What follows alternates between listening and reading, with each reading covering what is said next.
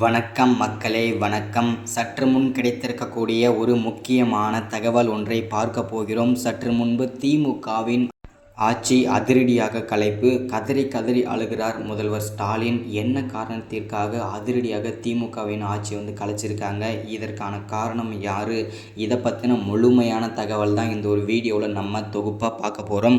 அதற்கு முன்பு நமது சேனலுக்கு நீங்கள் புதிய பார்வையாளராக இருப்பதற்கு வாய்ப்புகள் நிறையவே இருக்கிறது. ஸோ முடிஞ்ச அளவுக்கு மறக்காமல் சப்ஸ்கிரைப் பண்ணுங்கள். சப்ஸ்கிரைப் பண்ணிவிட்டு பக்கத்திலே ஒரு பெல் பட்டன் வரும், அதை கிளிக் பண்ணி ஆல் ஆப்ஷனில் போட்டு வச்சுக்கோங்க.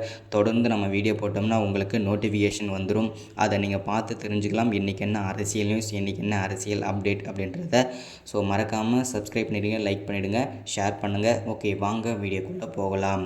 சற்று முன் கிடைத்திருக்கக்கூடிய முக்கியமான தகவல் என்ன அப்படின்னு பார்த்தீங்கன்னாக்கா, திமுக அதிரடியாக திமுக ஆட்சி அதிரடியாக கலைச்சிருக்காங்க. இதனால் முதல்வர் ஸ்டாலின் பேரதிர்ச்சியில் உறைந்து போயிருக்கிறார். ஏன் அப்படின்னு பார்த்தீங்கன்னா, இதற்கான காரணம் யார் அப்படின்னு பார்த்தீங்கன்னா, வேறு யாரும் இல்லைங்க, திமுகவின் அமைச்சர்கள் தான். ஸோ ஃபஸ்ட் ஆஃப் ஆல் பார்த்திங்கன்னா, செந்தில் பாலாஜி தான் பிள்ளையார் சொல்லி போட்டு ஆரம்பித்து வச்சார். அதுக்கு அடுத்ததாக வரிசையாக ஒருத்தராக போயிட்டு இருந்தாங்க. அடுத்ததாக ஜெகத் ரட்சகன், அடுத்ததாக ஏவா வேலு, ராசா, அதுக்கப்புறம் பார்த்திங்கன்னா முன்னாள் அமைச்சரான பொன்முடி, ஸோ அதுக்கு அடுத்ததாக உதயநிதி, இந்த மாதிரி பல்வேறு திமுகவின் முக்கிய பொறுப்பில் இருக்கும் முக்கிய புள்ளிகள் எல்லாருமே பார்த்திங்கனாக்கா பல்வேறு சர்ச்சைகள், பல்வேறு சொத்து குவிப்பு வழக்குலையும் தவறான முறையில் பண பரிவர்த்தனை செய்ததனாலேயும் இந்த திமுக ஆட்சி கலைஞ்சிருக்காங்க. அவங்க இது செஞ்சதுக்கும், அதாவது அவங்க தவறான இது பண்ணதுக்கும் இதுக்கும் என்ன காரணம் அப்படின்னு பார்த்தீங்கன்னாக்கா, அவங்க எல்லாருமே கைதாகியிருக்காங்க. ஸோ வீட்டோட அரெஸ்ட், அதாவது பார்த்தீங்கன்னாக்கா வீட்டில் இருக்கலாம், ஆனால் வெளியில் போக முடியாது, அது அப்படி தான். ஸோ அதனால் பார்த்தீங்கன்னாக்கா திமுக அதிரடியாக ஆட்சி கலைச்சிருக்காங்க. முதல்வர் ஸ்டாலின் பேரதிர்ச்சியில் உறைந்து போயிருக்கிறார். 2026 பார்த்திங்கன்னா தேர்தல் கண்டிப்பாக வரும். ஸோ அதுக்கு முன்னாடியே பார்த்திங்கன்னா திமுக ஆட்சி கலைச்சிருப்பது ஒரு பேரதிர்ச்சியை ஏற்படுத்தியிருக்கு மக்கள் மத்தியில்.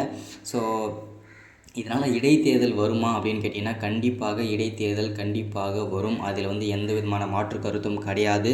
கண்டிப்பாக இடைத்தேர்தல் வந்தால் திமுக மறுபடியும் வருவதற்கான வாய்ப்புகளே கிடையாது. பாஜக வரலாம், இல்லை ஏடிஎம்கே வரலாம், இல்லை சீமான் கட்சி வரலாம்.